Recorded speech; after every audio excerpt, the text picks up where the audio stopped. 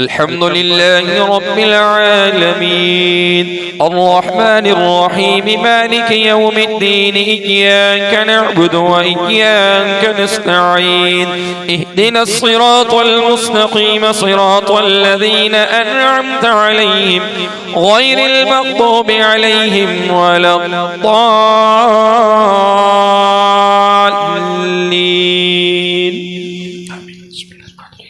ياسين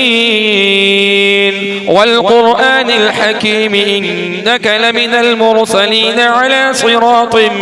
مستقيم تنزيل العزيز الرحيم لتنذر قوما ما أنذر آباؤهم فهم غافلون لقد حق القول على أكثرهم فهم لا يؤمنون إنا جعلنا في أعناقهم أغلالا فهي إلى الأذقان فهم مقمحون وجعلنا من بين أيديهم سدا ومن خلفهم سدا فأغشيناهم فهم لا يبصرون وسواء عليهم أأنذرتهم أم لم تنذرهم لا يؤمنون إنما تنذر من اتبع الذكر وخشي الرحمن بالغيب فبشره بمغفرة وأجر كريم إنا نحن نحيي الموتى ونكتب ما قدموا وآثارهم وكل شيء أحصيناه في إمام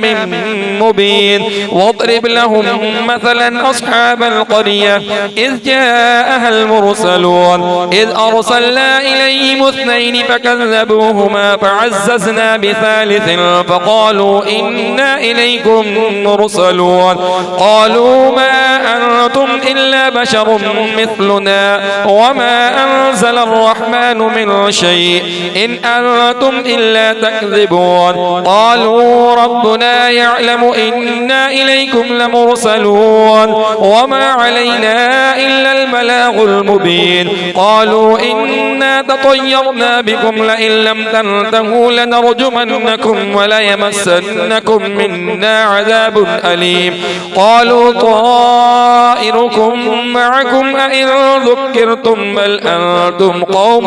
مسرفون وجاء من أقصى المدينة رجل يسعى قال يا قوم اتبعوا المرسلين اتبعوا من لا يسألكم أجرا وهم مهتدون وما لي لا أعبد الذي فطرني وإليه ترجعون أأتخذ من دونه آلهة إن يردني الرحمن بضر لا تغني عني شفاعتهم شيئا ولا ينقذون إني إذا لفي ضلال مبين إني آمنت بربكم فاسمعون قيل ادخل الجنة قال يا ليت قومي يعلمون بما غفر لي ربي وجعلني من المكرمين وما أنزلنا على قومه من بعده من جند من السماء وما كنا منزلين إن كانت إلا صيحة واحدة فإذا هم خامدون يا حسرة على العباد